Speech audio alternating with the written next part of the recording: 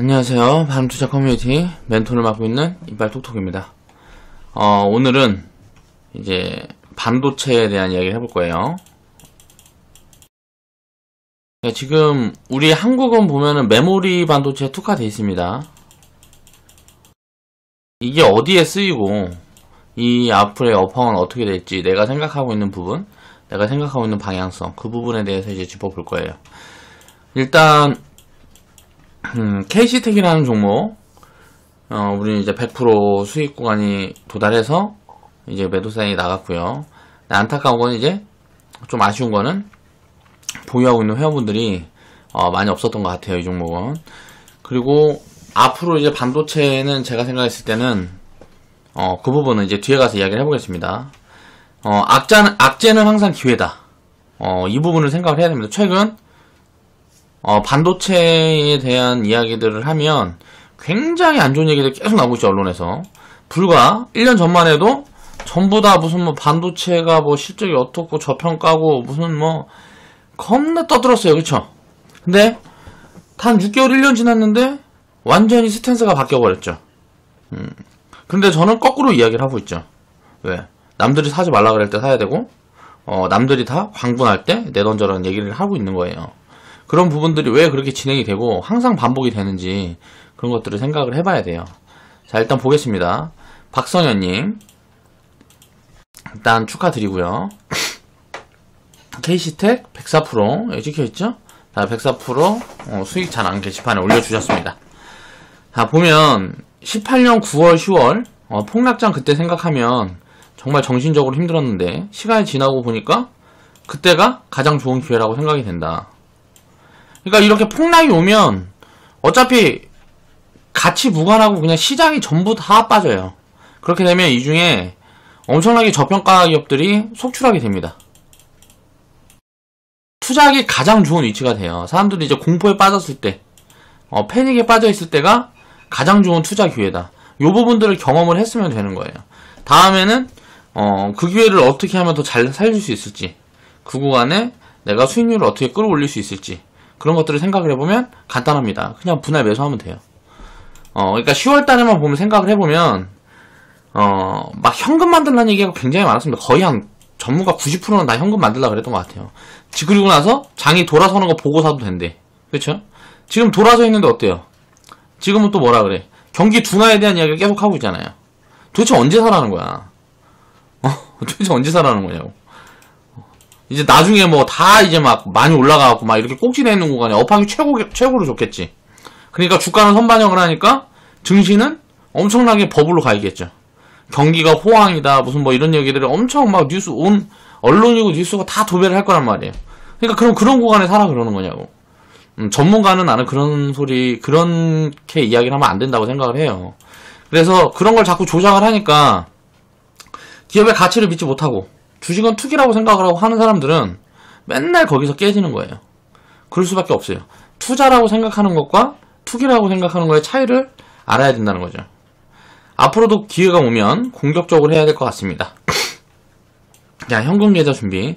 이 공격적으로 한다는 것보다 안전성을 확보를 하고 그런 싼 구간이 오면 조금 더 모아가면 전체적인 수익률에 내 자산이 불어나는 속도가 굉장히 가팔라지겠죠.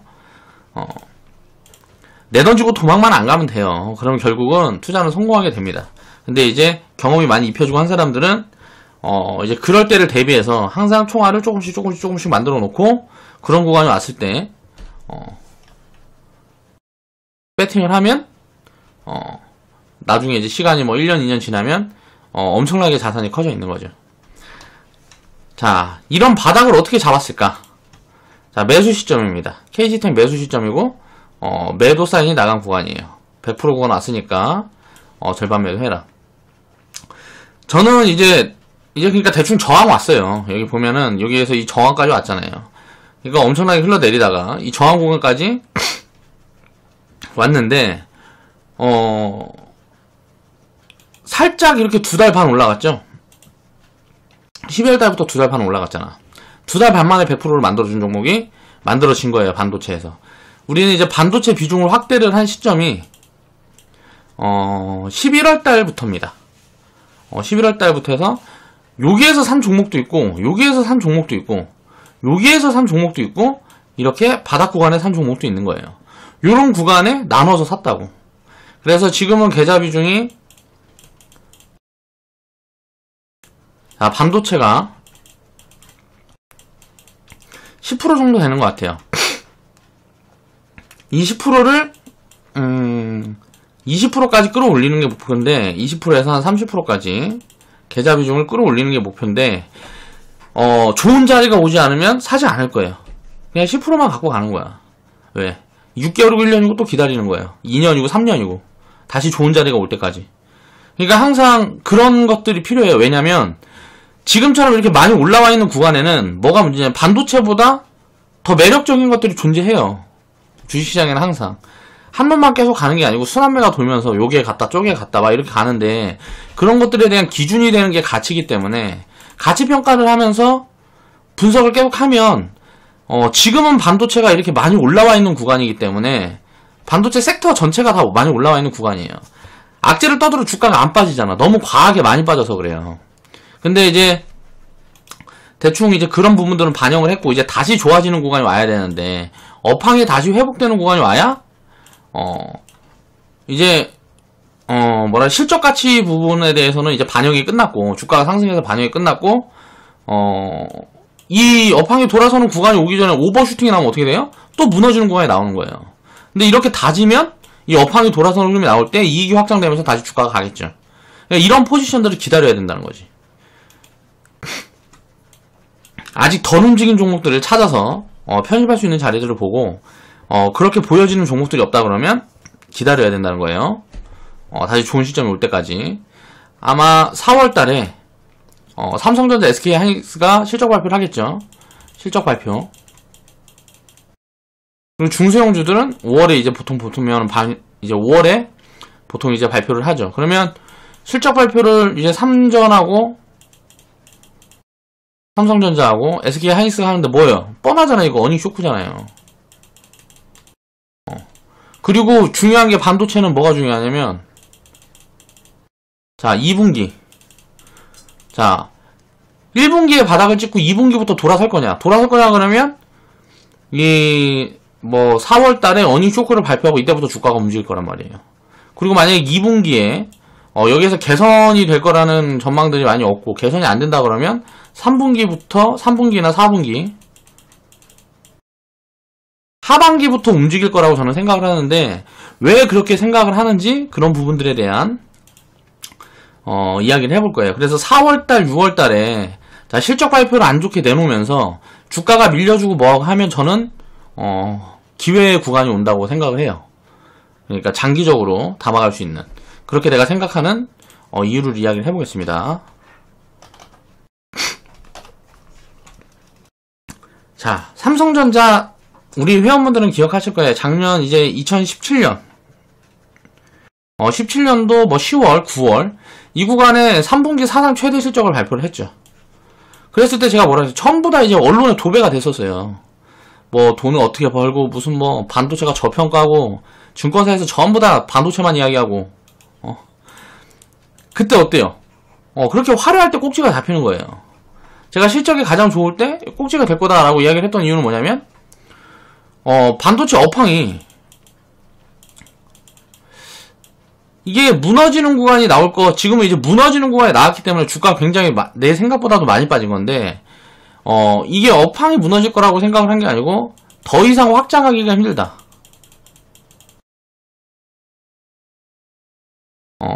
그리고 이때 당시에 중국이 엄청나게 투자를 해놨어요. 설비. 반도체 설비 투자를 엄청나게 진행을 해놓으면서 우리나라에서 생산하고 있는 D램이나 낸드를 2018년도, 19년도에 이제 만들어서 팔겠다. 그러니까 이런 부분들이 공급이 많이 늘어나면 중국에서 이걸 만들면 어떻게 되겠어요? 저가 제품이겠죠. 그러면은 삼성전자하고 SK하이닉스보다 기술은 처지는데 이런 회사들은 늘어나 봐야 어차피 경쟁이 안 되기 때문에 언젠가는 도태될 수밖에 없어요. 근데 이렇게 저가 제품들이 많이 나오기 시작하면 예를 들어서 질이 좋은 제품들도 가격을 같이 갖고 내려올 수밖에 없는 거야. 그러니까 끌어내리는 거지. 일단 물량이 많아지기 때문에. 요런 부분, 그러니까 D램 가격이든 낸드 가격이 내려올 수밖에 없고 공급이 많이 늘어나니까 수요를 넘어서는 구간이 나오게 되면 굉장히 리스크한, 장기적으로 리스크한 그런 구간들이 산업이 되게 안 좋은 그런 구간이 올 수 있었다 라고 나는 판단했기 때문에 이때 계속 안 좋은 이야기를 했었던 거예요. 그리고 이것도 알아야 돼. 액면 분할을 딱 하잖아요. 이 액면 분할하는 시점이 어딘지를 봐야 돼. 이게 만약에 바닥 구간에서 액면 분할을 한다 그러면 그러니까 업황이 돌아서기 전에 액면 분할을 한다 그러면 폭락이 나오겠죠. 근데 이게 바닥이 잡힐 가능성이 높아요. 예를 들어 바닥 이렇게 겨갖고 여기서 저평가 돼 있는데 여기서 액면 분할을 한다 그러면 이 상승하는데 굉장히 큰 도움이 될 수 있는데 보통 액면 분할은 고점에 상승합니다. 주가가 많이 올라와 있는 구간에서 액면 분할해서 개미를 꼬시는 거예요. 과거에 보면 SK텔레콤이 그랬고요. 역사가 증명을 해요. 그러니까 요런 부분들은 항상 살펴야 돼. SK텔레콤이 뭐 4만원, 5만원에서 400만원, 500만원까지 갔어요. 자, 여기에서 액면 분할을 합니다. 그리고 어떻게 돼요? 개미를 꼬시죠. 자, 일반인들이 이제 400만원, 500만원일 때 한 주에 400만원, 500만원이니까 못 사는 거야. 이걸 예를 들어 20만원, 뭐 40만원씩 팔어. 40만원씩 파니까 이거 살 수 있다고 개인 투자자들이 달라들어요. 꼭대기에서. 그리고 어떻게 돼요? 10년 빠지는 거예요. 뭐 이런 식으로 진행이 된단 말이야. 그거는 이제 통신 같은 경우는 이때 버블을 많이 키워놨기 때문에 그런 구간이 온 거고, 반도체 같은 경우는 얘기가 좀 다르긴 해요. 지금 이제 뭐 무역 분쟁 때문에 어떻게 보면 반도체는 무역 분쟁 악재 때문에 주가가 빠졌다 그러는데, 무역 분쟁이 이제 협상이 진행이 되고 이렇게 진행이 되게 되면 반도체는 무역 분쟁 때문에 산 거예요, 사실. 왜냐하면은 지적재산권,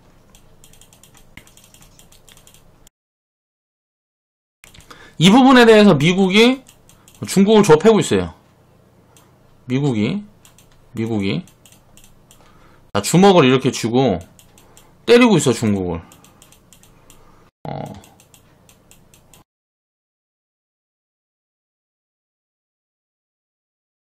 이게 주먹을 져갖고 이거 갖고 접해고 있어. 이거 하지 말아라. 그러니까 이런 거랑 뭐 이야기를 하면서, 야, 반도체 굴기. 뭐라 그래요? 야, 니네 보안 문제 있어. 그러면서 막 화웨이를 접했잖아요, 또. 그러면서 중국이 눈치를 보게끔 만들어 놨기 때문에 여기에서 한국이 뭐라고 중국에도 얘기해봐야 중국이 듣겠냐고. 그쵸? 미국이 이렇게 얘기를 해주면서 중국을 두들겨 패주니까 일단 투자가 진행되고 있었던 그런 부분들이 브레이크가 걸린 거예요, 브레이크. 스톱. 그러면서 여기에서 이제 공급량이 2019년, 20년도에는 엄청나게 늘어날 거라고 저는 이제 예상을 했는데 이 부분이 해소가 된 거예요. 그렇기 때문에 반도체는 굉장히 좋다고 생각을 하는 거죠. 주가라는 거는 지금 반도체 업황 부진, 무슨 뭐 하면서 경기가 앞으로 안 좋을 거고 어쩌고 저쩌고. 경기가 안 좋으면 어떻게 되냐면, 경기가 안 좋을 때 증시는 항상 가장 많이 갑니다. IMF 터진 다음에 가장 많이 움직였고, 2008년도에도 금융위기가 터진 다음에 가장 많이 움직였죠. 이 이유가 뭔지 생각을 해봐야 돼요. 경기가 박살이 나면, 자, 전 세계 국가들은 어떻게 할 것 같아요? 부양책을 써요. 막 이제 양적 완화라 그래갖고 돈 찍어갖고 화폐 가치를 떨궈갖고 막 이거 만들기도 하고, 또 그러니까 화폐 돈을 더 찍어버리면 어떻게 돼? 화폐 가치가 떨어질 거 아니야. 화폐 가치가 떨어지면 예를 들어 우리가 10만원 받는데 그 10만원이 10만원 가치를 못하는 거예요. 물가가 그만큼 올라가는 거죠. 그쵸? 그러니까 네가 갖고 있는 돈 내놔 이렇게 나라에서 할 수가 없으니까 강제적으로 자산을 삭감하는 거나 다름이 없어요. 이제 뭐 예를 들어서 내가 생각했을 땐 그래. 그러니까 화폐를 가지고 예를 들어서 양적 완화라 그래갖고 돈 찍어 푸는 거. 돈 찍어 풀면 결국은 그렇게 되니까 어떻게 되겠어요? 그러니까 유동성이 살아나는 거예요, 유동성. 인건비가 내려가는 효과가 오고, 이제 환율에서 좀 이득이 생기고, 뭐하고 하니까, 어떻게 유동성이 살아나고 돈이 이제 돌기 시작해요. 이제 경기가 둔화될 거라니까 사람들이 주머니를 잠그는데, 잠그다 이제 돈이 돌아가기 시작한다 그러니까 다시 이제 되는 거고, 또 금리 같은 것도 이제 막 낮추죠. 경기가 좋을 때는 금리를 올리면서 버블을 막기 위해서 금리를 올린단 말이에요. 이럴 때가 시장은 가장 좋은 거예요. 근데 금리를 만약에 낮추는 순간 어떻게 해요? 경기 둔화를 인정한 거니까 당장은 폭락이 오지만 그 이후에는 이제 뭐 예를 들어서 자산 가격이 엄청나게 버블을 키운다고. 이 자산 가격의 버블을 키우는 원리가 자, 물가 때문에 그래요. 물가 때문에. 화폐 가치가 떨어지면 물가가 많이 올라갈 거 아니에요, 당연히. 자, 예를 들어서 금리가 예를 들어 뭐 2%인데 물가 상승률이 4%야. 그럼 어떻게 될 것 같아요? 몇 년 지나면 막 부동산 값도 폭락하고 막 다 폭등하는 거예요. 근데 부동산 같은 경우는 자, 부채 장사죠, 부동산은. 부채 장사이기 때문에 이게 생산성이 없어요. 그래서 이제 증시 부양시키고 기업들한테 이제 투자를 하고 요런 것들이 이제 진행이 되지. 이 이전에는 이제 옛날 시대에서 보면은 인프라 투자를 막 많이 늘렸죠. 막 집 더 짓고 막 하면서 거의 일자리 많이 만들어지잖아. 집 짓고 뭐하고 하면 사람이 필요하고 뭐하고 하니까. 그러니까 요런 것들의 정책들을 막 쏘겠는데 지금도 이제 쓰지만 요런 흐름들이 이제 진행이 되면서 경기가 안 좋을 때 증시는 앞으로 좋아질 걸 생각해서 먼저 움직인단 말이에요. 그리고 증시가 이제 진짜 경기가 좋을 때 여기서부터는 이제 뭐예요? 버블을 준비해야 돼요. 자산 가격이 버블에 엄청 껴있기 때문에 경기가 호황이라는 건 돈이 도는 거야. 그러면서 부채가 엄청나게 늘어나요. 그러니까 이런 구간이 되면 어떻게 돼요? 버블이 터지는 거지. 그럼 이런 구간에 호황일 때 그러니까 투자를 하는 게 아니고 호황일 때 긴축을 해야 되고 다들 안 좋다 그럴 때 적극적으로 투자에 임해야 된다는 거지. 그러니까 지금은 어때요? 경기가 다 안 좋다 그러잖아요. 그렇죠? 투자하기 가장 좋은 적기라고 생각을 하면 됩니다. 반도체도 마찬가지예요. 업황이 안 좋다 그러죠. 그런데 수요는 앞으로 늘어날 수밖에 없는 구조를 가지고 있어요. 이 부분에 대한 것도 이제 이야기를 해보겠습니다. 자, 보면 반도체 업황 부진. 이제 1분기에는 어닝 쇼크가 예정된 거나 다름이 없죠. 그러니까 주가는 항상 선반영한다는 걸 기억해야 돼요. 1분기 어닝 쇼크가 예정돼 있는데 어때요? 이게 이미 10월 달에 폭락장이 왔잖아요. 그쵸? 한 달 동안 어마무시하게 빠졌죠. 코스닥 같은 경우는 마이너스 30% 정도 빠졌으니까 지수가 이렇게 빠졌다는 건 종목들은 완전 개작살 났다고 보면 돼요. 마이너스 50%에서 마이너스 70%까지. 많이 빠진 종목들은 뭐 이렇게 빠졌고 잘 지켜준 종목들이 마이너스 20%에서 마이너스 30% 빠졌다고 보면 됩니다. 평균적으로. 그러니까 이렇게 폭락장이 왔을 때는 항상 곱하기 2가 빠지는 거예요. 종목들은. 이제 개별 종목 같은 경우에는. 자, 여기에 버블이 입혀있고 가장 많이 오른 종목들이 이렇게 많이 빠지죠. 오른 게 없고 기업 가치가 대충 있는데 빠질 자리가 많이 없는 종목들이 마이너스 20-30% 빠지고 가는 거예요. 이런 것들이 5G가 있었죠. 그러니까 이런 것들을 생각을 해야 돼. 주식 투자를 할 때는. 버블이 많이 입혀져 있지 않고 그러니까 주도주가 아니었던 종목들은 들 빠진다고 폭락장 때 항상. 그리고 나서 돌아설 때는 먼저 돌아서죠. 이런 부분들을 체크를 해야 된다. 그러니까 주가는 항상 선반영된다는 걸 기억하면 어때요? 이 어닝 쇼크가 발표되고 뭐하고 하면 자 2분기 자 6월에서 9월 자 3분기 자 9월에서 10 뭐야 이게 4분기잖아. 잘못했다. 4월에서 6월 자 3분기 6월에서 9월 자 이 구간에 반도체 업황이 좋을 거냐 아니면 지금은 안 좋은 거 다 알아. 안 좋은 거 다 알고 주가에 반영이 다 됐다고. 자 2분기 3분기 좋아질 거냐 아닐 거냐잖아요. 그쵸? 간단해. 요건 뭐가 있을까요? 무역 분쟁. 이게 어느 정도 해소 국면에 맞아 들면 이 업황은 좋아질 수밖에 없어요. 왜냐면 아마존이라든가 그러니까 구글이 보면은 이제 보면은 그거죠. 그 뭐야 유튜브 그리고 아마존이 이제 온라인 쇼핑. 자 데이터를 저장할 공간이 필요해요. 자 데이터를 저장하는데 들어가는 게 낸드가 필요합니다. 자 데이터 저장 공간을 만들려면 어떻게 돼요? 컴퓨터가 필요해요. 근데 다뤄야 될 데이터 양이 엄청나게 많아요. 그러니까 어떻게 돼? 그냥 컴퓨터가 아니고 슈퍼컴퓨터가 필요해. 슈퍼컴퓨터가 필요한데 그냥 컴퓨터에는 반도체 칩이 D램 칩이 예를 들어서 50개가 들어간다 그러면 슈퍼컴퓨터에는 500개가 들어가는 거예요. 500개, 5000개. 나중에는 슈퍼 컴퓨터가 나오면 5만 개가 들어갈 수도 있겠죠. 이거는 기존에는 없던 수요였단 말이야. 이거를 클라우드라 그래. 뭐 이제 클라우드 서비스를 하는 기업들이 반도체를 엄청나게 소비를 하기 시작합니다. 기존에는 반도체 소비를 안 했던 기업들이에요. 그러니까 신산업이라고, 신산업. 기존에는 반도체 소비를 안 하던 요런 구간에서 반도체 소비를 하게 되니까 반도체 소비량이 엄청나게 늘어나요. 기존 소비도 있는데 기존 소비는 좀 둔화되는 측면이었는데 여기서 엄청나게 폭발적으로 증가를 한 거죠. 거기다가 반도체가 또 어디 들어가냐면 5G에 들어가죠. 자동차에 들어가요. 그리고 이제 드론 시장이 이제 본격화됩니다. 드론에도 들어가요. 거기다가 AR 기기에도 들어가죠. 자, 사물 인터넷에도 들어가요. 그러면 어떻게 될까요? 자, 수요가 엄청나게 늘어나겠죠. 문제는 뭐냐면 공급이 이것보다 더 늘어나면 문제가 되겠죠. 중국에서 만약에 반도체 굴기가 진행이 되고 하게 되면 어떻게 됐을까? 그 공급이 엄청나게 늘어났을 거라는 거예요. 이 산업군이 지금 태양광을 보면 중국이 전체 전 세계 시장의 40% 이상을 차지를 합니다. 자, 전기 자동차. 자, 중국이 전 세계 시장의 40% 이상을 차지해요. 근데 어떻게 해요? 이거를 보면 태양광 같은 경우가 어떻게 해?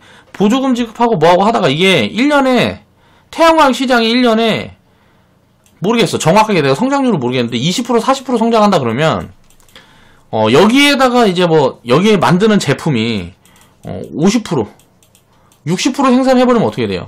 이 업황이 안 좋아지는 거야. 자, 전기차, 태양광 여기 공급량들이 엄청나게 늘어나고 있어서 그쵸? 그러니까 요런 데들이 나중에 이제 노이즈가 나올 수 있고 반도체 같은 경우는 이제 노이즈가 나올 게 없다는 거야. 반도체 같은 경우는 일단 중국이 나중에는 다시 또 이제 반도체 굴기를 뭐 이제 다시 이어가니 어쩌니 할 수 있겠지만 지금 당장은 일단 미국이랑 이제 사이를 어떻게 좀 회복시켜야 되기 때문에 미국이 반대하는 그런 거를 강하게 밀고 나갈 수가 없고 그래서 지금 양보를 굉장히 많이 하고 가는 그런 흔들이 보여지기 때문에 몇 년 동안은 괜찮을 수 있다.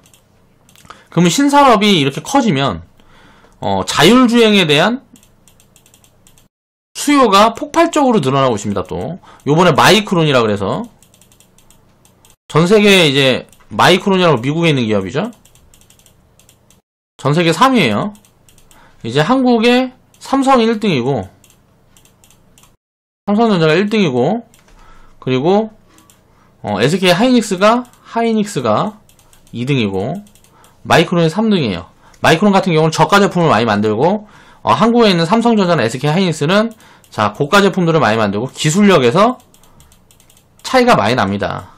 삼성전자하고 SK 하이닉스는.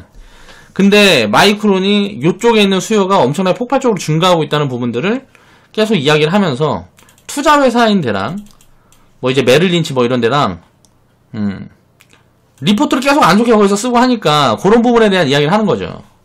그러면서 그거 알고 있는데 그거보다 공급이 더 많다 뭐 이런 식으로 얘기를 하고 있는 거예요. 내가 봤을 때는 투자 회사들은 쓸어 담으려고 이야기를 하고 있는 것 같아. 이런 부분들을 모르겠냐고. 다 알고 있지. 바보들이 아니고. 그러니까 그런데 그 수요 같은 부분들이 늘어나는 것들을 이미 다 지표로도 나오고 뭐 하고 있는데 그런 거를 체크를 못할 수가 있냐고. 이게 반도체 업황이 지금 호황일 때 재고를 엄청나게 쌓아놨어요. 삼성이고 SK 하이닉스고. 그러다 지금 가격 하락이 이어지면서 공급이 아니고 수요가 그러니까 클라우드 서비스 이제 하는 이제 뭐 아마존이라든가 구글 이런 데가 뭐 중국의 알리바바도 있을 거고 이런 데가 엄청나게 그 투자를 진행을 했었는데 이거를 예를 들어서 미중 무역 분쟁 때문에 잠깐 멈춘 거예요. 얼음때 갈 때 얼음 한 거예요. 잠깐 얼음 해놓으니까 이제 이게 해빙이 되면 어떻게 되냐면 이 수요는 엄청나게 폭발적으로 다시 늘어날 수가 있어요. 그렇게 되면 실적이 정말 좋아질 수 있을 것 같습니다. 그러니까 여태까지 보지 못한 슈퍼 빅사이클이 될 수가 있다. 그 빅사이클이 뭐냐면 중국 때문에 올 수가 있다는 거예요. 중국에서 투자 제한. 그러니까 반도체 굴기가 무너져, 이제, 물거품 됐다고. 간단한 거는, 이게 물거품이 됐어요. 기존에 투자해놨던 것들도 다른 걸로 돌리고 있어요, 지금. 이게 투자를 많이 해놨던 기업들도. 그러니까 그렇게 된다 그러면, 수요가 폭발하는데 공급량이 제한되면 어떻게 돼요? 당연히, 엄청나게 호황이 올 수가 있을 거다라고 저는 이제 생각을 하는 거죠. 그러니까 이때 내가, 이때 당시에 안 좋게 생각했던 거는 뭐냐면, 수요 둔화에 대한 부분들도 있고, 이 업황이 너무 좋았거든. 그러니까 마진이 막 40%씩 남았으니까. 이거는 사기잖아, 이거는. 너무 비싸잖아. 제조업이 마진이 40%가 남는다는 건 정상이 아니지. 그러니까 이런 구조들이 다시 나올 수 있는 게 이제 나올 수가 없다. 중국이 반도체 굴기 이야기하는 것도 야 삼성, SK하이닉스 니네 그거 너무 비싸. 차라리 우리도 만들어 쓸래 그거예요. 만들어 쓸래. 근데 이걸 못하게 됐다고. 그럼 어떻게 되겠어요? 당연히 좋아지겠죠. 나는 이때 내가 안 좋게 이야기했던 거는 중국에서 반도체 굴기. 이게 그때는 동그라미였어요. 이미 진행을 하고 있었고, 뭐 이제 뭐 제품 이제 뭐 생산해갖고 찍어낸다고 그러고, 막 그런 발표들이 다 나오고 그랬었다고. 그래서 나는 이것 때문에 이때 당시에 반도체를 되게 안 좋게 봤던 거고, 이 스탠스가 만약에 중국이, 이런 부분들을 이제 이어서 진행을 했다 그러면, 한 2, 3년 안에 큰 리스크가 올 수 있기 때문에, 이거는 진짜 죽을 수도 있다라고 생각을 했어요. 근데 지금은 완전 반대잖아요. 이게 안 되잖아요, 이제. 그러면은, 그때보다 저평가는 확대돼 있고, 그러니까, 많이 빠져 있고, 그러니까 굉장히 매력적인 구간에 왔다는 거지. 최소한 반도체 사이클이 한 3년은 진행이 되지 않을까라고 저는 보고 있습니다. 2년, 3년은. 그리고 나서 이제 자율주행이, 일단은 이쪽이 엄청나게 들어갈 거기 때문에, 자율주행 5G는 뭐 이제 이미 들어가고 있는 거고, 여기가 엄청나게 가장 일단 수요가 폭발적으로 증가를 할 것 같아요. 그래서 요런 부분들이 증가하는 포지션이 언제 올지 모르잖아요. 이게 15년을 얘기하는 사람도 있고 이게 빨라져서 5년 뭐 이렇게 이야기하는 사람도 있어요. 그러니까 업황이 한번 탔다가 이제 지금은 이제 클라우드 예를 들어서 플랫폼 업체들이나 뭐 요런 데들이 엄청나게 크는 거야. 그런 데들이 이제 성장을 하면서 신규 수요가 만들어졌는데 여기에서 신규 수요가 나오면 이거는 진짜 베스트 업황이 진행이 될 수가 있어요. 그러니까 이때 구간에 이제 공급량을 물론 살펴야 되겠지만 전 세계에서 다 반도체 찍어내고 메모리 반도체 다 찍어내고 하면은 당연히 작살 나겠지만 그런 구간이 아니라 그러면 그러면 딱 보면 뻔하잖아. 야 지금 2019에서 2020 혹은 21년까지 좋았다가 폭락 한번 두들겨 맞고 바닥 1년 기고 자 1년 기고 폭락 한번 두들겨 맞고 그리고 나서 이제 뭐 다시 날아간다. 요런 시나리오가 될 수 있겠죠. 그런 구간을 봐야 되죠. 여기에서 이제 다시 날아가는 것보다 자 자율주행 요쪽 부분들이 이제 본격적으로 성장을 시작하면 엄청난 성장을 만들어낼 수가 있겠죠. 그러니까 자율주행 이쪽 그게 수요가 만들어지는 그런 부분들을 이제 살피면서 우리는 이제 반도체 기업들은 봐야 된다.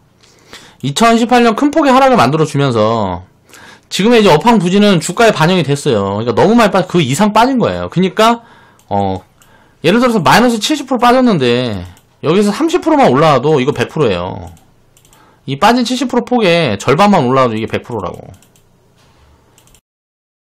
예를 들어서 10,000원에서 이게 뭐 2,500원까지 빠졌어요. 자 마이너스 75%잖아. 그쵸? 여기에서 5,000원 가면 어때요? 그러면은 마이너스 50% 구간인데 10,000원에서는 이건 어때? 2,500원에 5,000원 갔으니까 100% 수익이잖아. 자 KC텍이 지금 그런 구간이에요. 자 우리가 편입한 KC텍이 지금 그런 구간이다. 그럼 어때? 오늘 매수 시점 좋고 원금 빼놨어. 보유하면 되겠죠. 그렇지 않은 사람들은 어때요? 요럴 때 못 산 사람. 요럴 때 못 담은 사람은 어때요? 기다려야죠. 그러니까 우리는 요런 구간에 일단 비중을 일부 채워놨으니까 다시 이게 이제 여기에서 가서 여기서 이렇게 눌려서 여기에서 사든지 아니면 여기에서 눌리면 여기에서 살 수 있겠죠. 요런 구간에 비중 확대를 하는 거야. 올라가면 어차피 눌릴 거니까 지금은 사면 안 된다고. 예를 들어 바로 밀려주면 아싸. 그리고 올라갔다 밀려주면 기다리는 거지. 많이 올라갔다고 밀려주면 한 6개월에서 1년 걸리겠죠. 바로 밀려주면 어때요? 나올 수 있고, 한 6개월이나 있으면 나올 수 있고. 너무 과하게 빠지다 보니까 이제 많이 올라와서 저평가 매력도 어느 정도 해소가 된 구간이다, 지금 구간은. 그럼 이제 미래에 대한 반도체 업황이 좋아질 거냐. 그러니까 제가 거기에 대한 코멘트를 드렸죠, 방금. 그러니까 앞으로에 대한 4차 산업. 여기에서 신규 수요가 우리가 예상하고 있는 게 자율주행이고, 뭐 5G 자율주행 이런 것들 우리가 예상하고 있는 거고, 예상 못한 수요가 엄청나게 또 증가할 수도 있습니다. 그러니까 그런 부분들은 아직 모르는 거니까, 어떻게 튀어나올지 모르는 거니까, 포트의 일정 부분들은 지금 굉장히 저평가 구간에 왔고 싼 구간에 왔기 때문에 일정 부분들은 채워서 장기적으로 보유할 수 있는 이제 그런 구간에 왔다는 거죠. 내가 이제 미래 반도체 업황을 좋게 보는 이유는 아까 이야기했던 것처럼 중국에서 투자 제한, 미국이랑 지금 쌈박질하면서 중국이 투자 제한을 하고 있기 때문에 반도체 업황을 좋게 보는 거예요. 이게 아니라 그러면 저는 안 쳐다봤을 것 같아요. 그러니까 어떻게 보면 미국이랑 중국이랑 싸워주면서 주가를 많이 빼줬죠. 그러면서 저평가가 돼 있는데, 저평가가 굉장히 확대돼 있는데, 거기다가 이제 뭐 이거 쌈박질 이제 그만하고 뭐하고 하게 되면 중국이 그동안 투자하기로 했던 계획들이 전면 재수정이 된단 말이야. 그러면 어떻게 돼요? 이쪽 산업군의 독점적인 구조를 갖고 있는 이제 뭐 기존 3사, 미국이 한 개가 있고 이제 한국이 2개가 있잖아요. 그리고 뭐 이제 나머지는 이제 뭐 대만 기업들 뭐 이렇게 있겠지. 요거는 엄청나게 좋을 수 있다는 거죠. 그러면 이게 움직이면 여기에 따라다니는 반도체 기업이 한 200개에서 500개는 됩니다. 이 중에 아무리 못 추려도 한 100개 이상은 날아간다고 봐야 돼요. 그러니까 미래 반도체 업황이 좋아질 거냐? 좋아질 거라고 생각을 하는 거고, 미래의 반도체 업황을 좋게 보는 이유는 그것도 방금 설명을 드렸었죠. 4차 산업. 그리고 중국 투자 제한 좋아질 거냐? 예스. 왜? 똑같아 답이. 4차 산업 중국. 요런 부분들 때문에 좋아질 거라고 생각을 하는 거고, KC텍 같이 이제 보면 자, KC텍 같이 이렇게 많이 올라와 있는 종목들은 기다려야 돼요. 그러니까 눌림을 기다려야 된다. 최소한 12,000원까지는 기다려야 된다. 12,500원, 뭐 한 13,000원, 12,500원 뭐 요 정도까지는 기다려야 되는 거고, 안 오면 많은 거예요. 이런 것들은. 여기에서 만약에 한번 업을 해서 뭐 25,000원, 3만원까지 갖다 밀려주면 대충 이제 한 17,000원 구간대에 사는 거지. 지금 이제 17,000원 구간대인데 올라갔다 내려와서 사는 거랑 지금 사는 거랑 달라요. 지금 사서 장기 보유 할 건데 올라갔다 내려와서 제자리 올고 뭐 하려고 사. 그렇잖아요. 나중에 기다렸다 사야지. 그러니까 이렇게 되면 요런 구간에는 저는 사는 게 아니라고 봐요. 예를 들어서 이렇게 해서 이렇게 된다고 치면 요런 구간에는 사면 안 된다. 이거는 단기잖아요. 단기에 이거 수익 먹자고 이거 사면은 요런 자리에 있는 걸 못 사잖아요. 이럴 때 사야 된다고. 오케이. 지금 반도체가 요 정도 구간에 있는 종목들이 거의 대부분이에요. 그러니까 이번에 만약에 4월달이나 뭐 이때 조금 이제 눌림이 나와주고 하면 이제 기회가 올 수 있겠죠. 그리고 지금 이렇게 올라가지 않은 종목들이 계속 추리고 있는데 이제는 너무 많이 올라왔어요. 다 거의 대부분이 올라와서 많이 보여지진 않는데 일부가 있습니다. 일부. 그런 것들이 이제 우리는 이제 편입해 갈 거고, 이제 많이 이제 올라갔던 것들이 많이 빠지면 우리가 이제 안 갖고 있는 종목들 이제 편입을 해야 되겠죠. 실적이라든가 가치, 그리고 성장성 이런 걸 살펴서. 그래서 박성현님 일단 축하드리고요.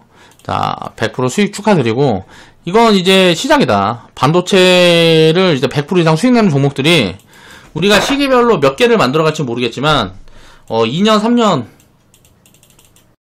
최소 10개, 20개는 넘어가지 않을까. 이렇게 생각할 만큼 좋은 구간이 다가오고 있다고 생각을 하고요. 악재는 항상 기회다. 지금 최근에 보면은 반도체에 대해서 안 좋은 뭐 코멘트들이 엄청나게 나오고 있습니다. 그쵸? 요런 구간이 저는 기회라고 생각을 해요. 그래서 저랑 같이 공감을 하시는 분들은 좀 잘 찾아보시면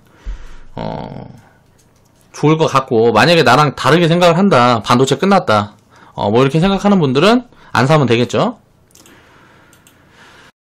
자, 오늘 영상은 이만 마무리 하겠습니다.